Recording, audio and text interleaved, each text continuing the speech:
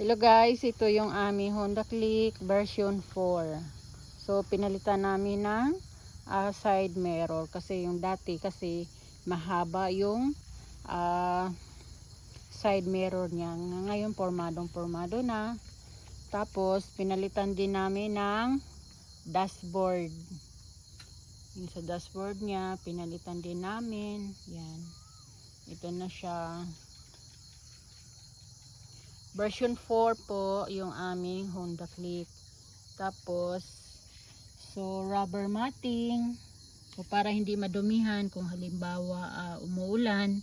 So nilagyan din namin siya ng mat dito sa gilid.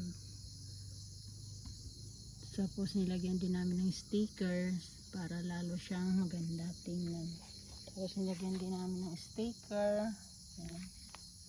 Ito po yung aming Honda Click.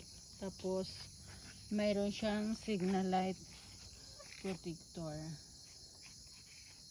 Meron siyang signal light protector.